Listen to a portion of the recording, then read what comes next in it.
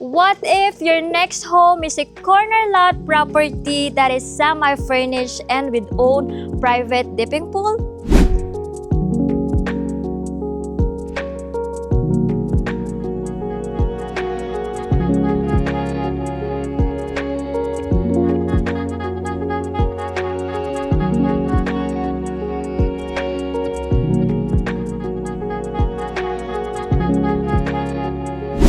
Hi there everyone, Belle here, the trusted real estate broker here in Pampanga, and today we are going to do your round of this corner lot, two-story house and lot for sale, located here in Metro Gate Subdivision, Angeles City, Pampanga. So, if you are avid viewers sa aming channel, familiar na kayo sa Metro Gate dahil malapit lang yan sa NLEX Angeles Exit and Marquee Mall. Okay, now this is the property. Let's talk about the size. This property sits on a total lot area of 228 square meters and the total floor area is 220 square meters. Okay, so another corner lot. So as you can see, ang kagandahan ng corner lot is you have like two facade. And aside of that is you have that open space and better airflow, di ba? So tara, so dito paikot, you have this simple landscape on it. Then makikita mo na yung ganda ng bahay. Diba? It's a modern contemporary. And then dito sa pedestrian gate natin, meron tayong two wall lamps. Okay? It's a nice one, right? So let's go inside. So as we go inside, meron tayong mga stone paved pathway right here. Now on my right, meron tayong two-car carport, which is, sa gate naman natin, I really like it kasi pa-slide siya. And this one is automated gate. And since pa-slide siya, you know, you have to save space. Hindi siya nakaharang kapag binubuksan mo siya. Okay. So we have this high vertical clearance, and ang nagustuhan ko pa sa property na to, aside that it is a single detached, now you have the space on both sides, front and back, maluluwag yung mga setbacks niya. Okay? Just like that one. Okay. So, nakabukas na yung main door natin, pero before tayo pumasok, I will show you one of the feature of this house is your dipping pool. Just look at that one. We have this elevated finish on it. And then, meron din tayong waterfall feature, a wood deck right there. Sige, mamaya punta pa tayo doon kapag pinuntahan natin yung lanay area. And then dito, syempre, meron ka pang mga landscape. And then, as you can see, diba, as I've mentioned, maluluwag yung mga setback natin. Pwede ka pang maglagay ng mga outdoor furniture dito. And if you are fan of, you know, entertaining some guests, perfect na perfect talaga tong bahay na to sa inyo. Okay? You have 3 steps right here, and this one is your porch area. You have plant box, and then this one is your main door. Wait, sarado ko lang sandali ulit para lang makita ninyo. Because this one, we have this solid main door, and then meron din siyang smart door lock which you can access through fingerprint, card, or passcode. So, ganoon naman siya. And then on this side, meron tayong frosted glass window rito, which is mas nagpalaking tignan sa main door natin. Diba? So, tara, pasok na tayo.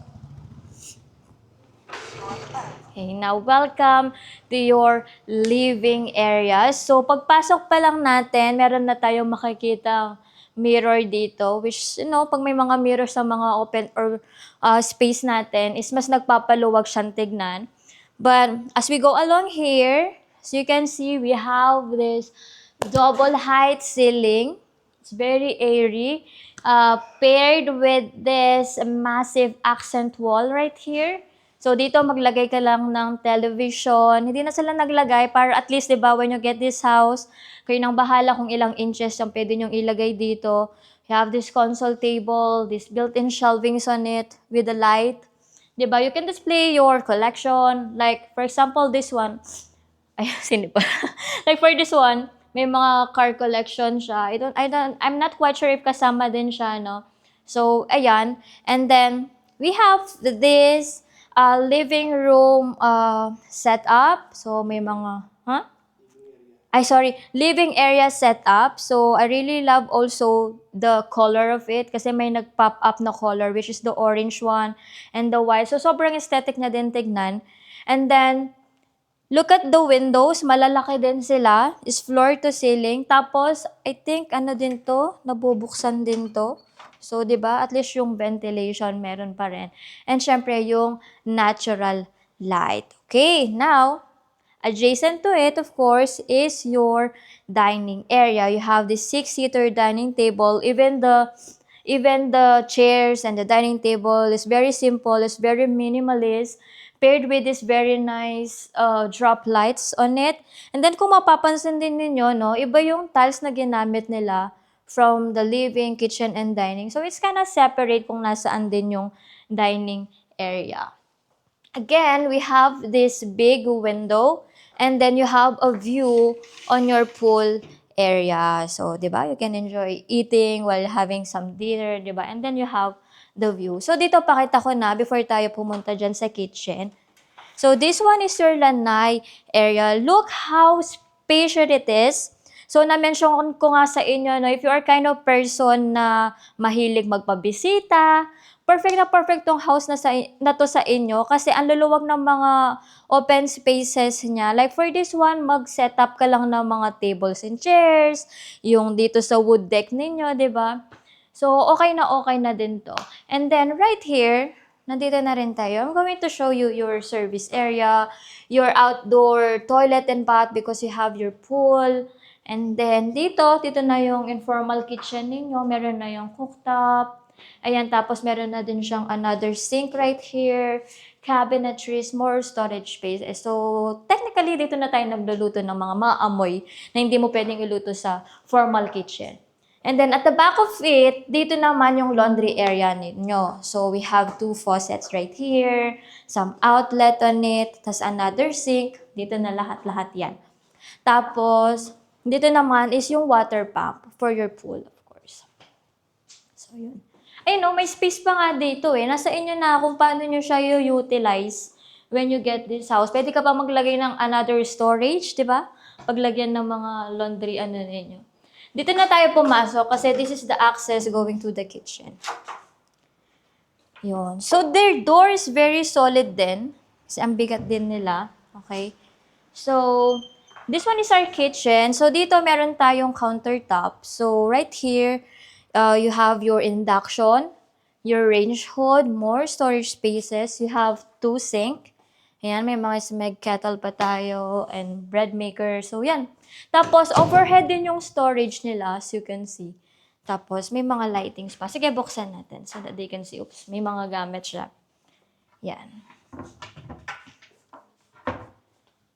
There you go. Another storage spaces. May mga shelvings na yan. Okay. Another thing, we have this island countertop, no? So, okay lang din yung space niya. And then, may mga storage spaces pa siya sa ilalim. Naka-plastic pala siya. Pero yan. So, I think kung mapapansin ninyo, plastic, kinover nala yung mga gamit dito para at least kahit every time na may pumapasok or nagtitripping man dito, hindi siya naaalikabukan. Okay? So, dito we have this provision for your refrigerator. So, I think dito, I don't know if water dispenser or maybe a built-in microwave, no, anything. And then again, you have this overhead storage cabinet trees. And then, when it comes to the ceiling naman, as you can see, yung design nila, parang halos same lang din. You have these fluted panels and pin lights on it. So, yun. So, yung design ng bahay, naglalaro lang din siya dun sa pagka-minimalist ng bahay with the wood accent and, you know, parang neutral colors lang ng house. Okay? So, next one. We have 2 steps right here going to the first bedroom. Pero I think kung hindi nyo naman kailangan ng room or ng room sa ilalim, you can use this as your staff room or maid's room kasi parang wala akong nakitang maid's room sa labas. So we have an ACU, tapos we have this big window. Yan.